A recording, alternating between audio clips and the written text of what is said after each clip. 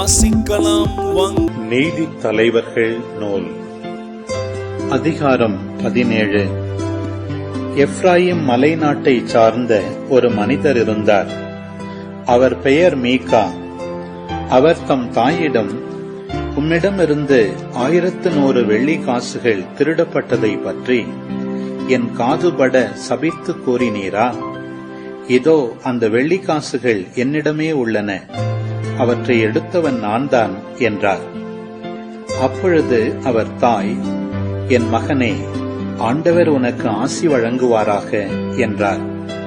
அவர் 1100 வெள்ளிக்காசுகளை தம் தாயிடம் திருப்பிக் கொடுக்க, அவர் தாய், என் மகன் உனக்காக என் கையிலிருந்து இந்த வெள்ளிக்காசுகளை ஆண்டவருக்கு நேர்ச்சையாக அர்ப்பணிக்கின்றேன். அவற்றை கொண்டு செதுக்கிய உருவத்தையும் வார்ப்புச் சிலையையும் செய்து கொள்.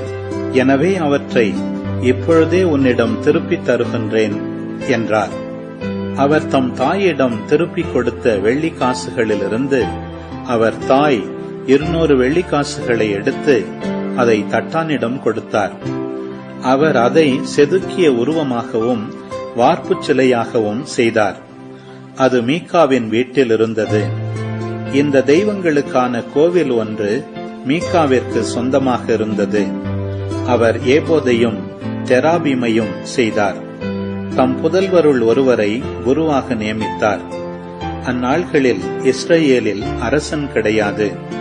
ஒவ்வொருவரும் அவரவர் பார்வையில் நேர்மையெனப்பட்டதை செய்து கொண்டிருந்தனர். யூதா நாட்டு பெத்லெஹேமில் யூதா குலத்தை சார்ந்த லேவியரான ஓர் இளைஞர் தங்கியிருந்தார். அவர் யூதா நாட்டு பெத்லெஹேம் நகரிலிருந்து தாம் தங்கி வாழ வேறோர் இடத்தை தேடி புறப்பட்டு சென்றார். செல்லும் வழியில் எப்ராயிம் மலைப்பகுதியில் இருந்த மீகாவின் வீட்டை நெருங்கினார். மீகா அவரிடம், எங்கிருந்து வருகின்றீர் என்று கேட்டார். அவர் அவரிடம், நான் யூதா நாட்டு பெத்லெஹேமிலிருந்து வரும் ஒரு லேவியன். நான் தங்கி வாழ்வதற்கு ஓர் இடத்தை தேடிக் கொண்டிருக்கின்றேன் என்றார். மீகா அவரிடம், என்னுடன் தங்கும், எனக்கு தந்தையாகவும் குருவாகவும் இருப்பீர். நான் உமக்கு ஆண்டொன்றுக்கு 10 வெள்ளிக்காசுகளும் உடையும் உணவும் தருவேன் என்றார். லேவியர் அவருடன் சென்றார். லேவியர் அவரோடு விருப்பமுடன் தங்கினார். அவ்விளைஞர் அவருடைய புதல்வருள் ஒருவரை போல இருந்தார். மீகா இளைஞரான அந்த லேவியரை குருவாக நியமித்தார். அவர் மீகாவின் வீட்டில் வாழ்ந்து வந்தார். மீகா, இப்பொழுது ஆண்டவர் எனக்கு நல்லது செய்வார் என அறிவேன், ஏனெனில் ஒரு லேவியரே எனக்கு குருவாக இருக்கின்றார் என்றார். நீதி தலைவர்கள் நூல் அதிகாரம் 18.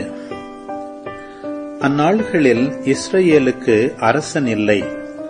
அந்நாள்களில் தான் குலத்தார் தாம் வாழ்வதற்கென உரிமை பகுதியை தேடிக்கொண்டிருந்தனர். ஏனெனில் அந்நாள் வரை இஸ்ரேலின் குலங்களிடையே அவர்களுக்கு உரிமை பகுதி கிடைக்கவில்லை. தான் மக்கள் தங்கள் குலத்தாருள் ஆற்றல் வாய்ந்த அனைவரிலிருந்தும் சோராவையும் எசுத்தாவோலையும் சார்ந்த 5 போர் வீரர்களை நாட்டை உளவு பார்க்கவும் வேவு பார்க்கவும் அனுப்பினர். அவர்கள் அவர்களிடம், செல்லுங்கள், நிலத்தை வேவு பாருங்கள் என்றனர். 5வரும் எப்ராயிம் மலைநாட்டில் இருந்த மீகாவின் வீட்டுக்கு அருகே வந்து இரவை கழித்தனர். அவர்கள் மீகாவின் வீட்டருகே இருந்த பொழுது லேவியரான இளைஞரின் குரலை கண்டுகொண்டு அவர் பக்கம் திரும்பிச் சென்று அவரிடம், உன்னை இங்கு அழைத்து வந்தது யார்?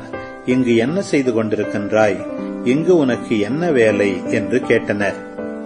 அவர் அவர்களிடம் மீகா தமக்கு செய்ததனைத்தையும் பற்றி கூறிய பொழுது, அவர் என்னை வேலைக்கு அமர்த்தியுள்ளார், நான் அவரிடம் குருவாக இருக்கின்றேன் என்றார். அவர்கள் அவரிடம், நாங்கள் செல்லும் பயணம் வெற்றிகரமாக இருக்குமா என்பதை நாங்கள் அறியுமாறு கடவுளிடம் கேள் என்றனர். குரு அவர்களிடம், மன அமைதியுடன் செல்லுங்கள், நீங்கள் மேற்கொண்டுள்ள பயணத்தை ஆண்டவர் கண்ணோக்கி காப்பார் என்றார். 5வரும் பயணத்தை தொடர்ந்து லாயிசை வந்தடைந்த பொழுது அங்கிருந்த மக்கள் அச்சமின்றி சீதோனியர் நெறிமுறைக்கேற்ப அமைதியாக கவலையற்றவர்களாக வாழ்வதை கண்டனர். நாடு எதிலும் குறைவற்றதாகவும் செழிப்புடையதாகவும் இருந்தது. அம்மக்கள் சீதோனியரிடமிருந்து தூரத்தில் இருந்ததால் அவர்களுடன் எவ்வித தொடர்பும் கொண்டிருக்கவில்லை. அவர்கள் சோராவிலும் எசுத்தாவோலிலும் இருந்த சகோதரர்களிடம் திரும்பி வந்தனர். அவர்கள் சகோதரர்கள் அவர்களிடம், நீங்கள் கண்டதென்ன என்று கேட்டனர். அவர்கள், வாருங்கள், அவர்களுக்கு எதிராக புறப்படுவோம். ஏனெனில் நாங்கள் ஒரு நாட்டை கண்டோம், அது மிகவும் செழிப்பானது. நீங்கள் எதுவும் செய்யப் போவதில்லையா? அங்கு செல்லவும் அந்நாட்டில் நுழைந்து அதை உரிமையாக்கிக் கொள்ளவும் தயங்க வேண்டாம். நீங்கள் கவலையற்ற மக்களிடம் செல்லவிருக்கின்றீர்கள். பரந்த அந்நிலத்தை கடவுள் உங்கள் கையில் ஒப்புவித்து விட்டார். நாடு அனைத்திலும் குறைவற்றதாக உள்ளது என்றனர். தான் குலத்தார் 600 பேர் போர்க்கோலம் தாங்கி சோராவிலிருந்தும் எசுத்தாவோலிலிருந்தும் புறப்பட்டு சென்றனர்.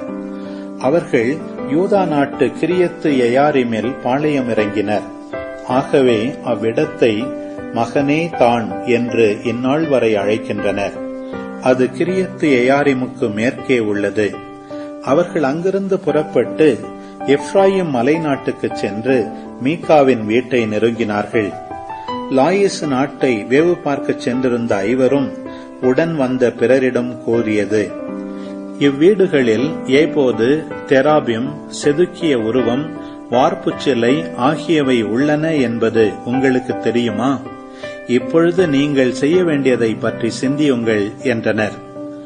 அவர்கள் மீகாவின் வீட்டில் லேபியரான இளைஞர் இருந்த இடம் நோக்கி திரும்பி வந்து அவரிடம் நலம் விசாரித்தனர். போர்க்கோலம் தாங்கிய 600 தான் வீரர்களும் நுழைவாயிலின் முன் நின்றனர். நாட்டை வேவு பார்க்க வந்திருந்த ஐவரும் உள்ளே சென்று செதுக்கிய உருவம், ஏபோது, தெராபிம், வார்ப்புச் சிலை ஆகியவற்றை எடுத்துக் கொண்டனர். குருவும் போர்க்கோலம் தாங்கிய 600 வீரர்களும் நுழைவாயிலின் முன் நின்று கொண்டிருந்தனர். மீகாவின் வீட்டுக்குள் சென்ற ஐவரும் செதுக்கிய உருவம், ஏபோது, தெராபியம், வார்ப்புச் சிலை ஆகியவற்றை எடுத்தபொழுது குரு அவர்களிடம், நீங்கள் செய்வது என்ன என்று கேட்டார். அவர்கள் அவரிடம், பேசாதே, வாயை மூடு, எங்களுடன் நட, எங்களுக்கு தந்தையாகவும் குருவாகவும் இருப்பாய். எது உனக்கு நலம்?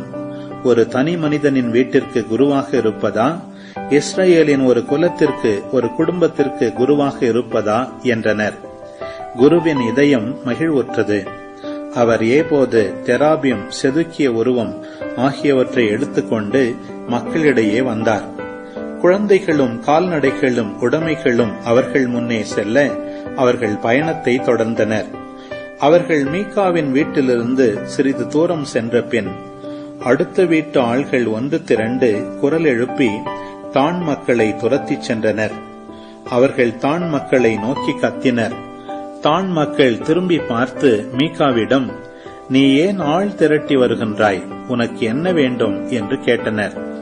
அவர், நான் செய்த தெய்வங்களை நீங்கள் எடுத்துச் செல்கிறீர்கள், குருவையும் கூட்டிக் கொண்டு செல்கிறீர்கள். எனக்கு வேறு என்ன இருக்கிறது? இப்படி இருக்க உனக்கு என்ன வேண்டும் என்று என்னையே கேட்கிறீர்களே என்றார். தான் மக்கள் அவரிடம், எங்களோடு விவாதம் செய்யாதே, செய்தால் கொடிய மனம் கொண்ட இம்மனிதர் உங்களை தாக்குவர், நீயும் உன் வீட்டாரும் உயிரிழக்க நேரிடும் என்றனர். தான் மக்கள் தங்கள் வழியே சென்றனர். மீகா அவர்கள் தம்மை விட வலிமை வாய்ந்தவர்கள் என்று கண்டு தம் வீட்டிற்கு திரும்பிச் சென்றார். தான் மக்கள் மீகா செய்து வைத்திருந்ததையும் அவருடைய குருவையும் கவர்ந்து சென்றனர். அவர்கள் அமைதியாகவும் கவலையற்றும் வாழ்ந்த லாயிசு மக்களுக்கு எதிராக நின்று அவர்களை வாளுக்கு இரையாக்கி நகரை எரித்தனர். ஏனெனில் லாயிசு மக்கள் சீதோனிலிருந்து தொலையில் இருந்ததாலும் அவர்களுக்கு மற்ற மனிதர்களுடன் தொடர்பு இல்லாதிருந்ததாலும் அவர்களை காப்பாற்ற யாரும் இல்லை. லாயிசு நகர் பெத்ரகோபின் பள்ளத்தாக்கில் இருந்தது. தான் மக்கள் நகரை மீண்டும் கட்டி எழுப்பி அதில் வாழ்ந்தனர். இஸ்ரவேலுக்கு பிறந்த தங்கள் தந்தை தான் பெயரால் அந்நகரை தான் என்று அழைத்தனர். அந்நகரின் முன்னைய பெயர் லாயிசு. செதுக்கிய உருவத்தை தானின் மக்கள் தங்களுக்கென்று நிறுவிக்கொண்டனர். மோசேயின் புதல்வனான கெர்சோமின் மகன் யோனத்தானும் அவன் மக்களும் தானின் குடும்பத்தினருக்கு மக்கள் நாடு கடத்தப்படும் வரை குருக்களாக இருந்தனர்.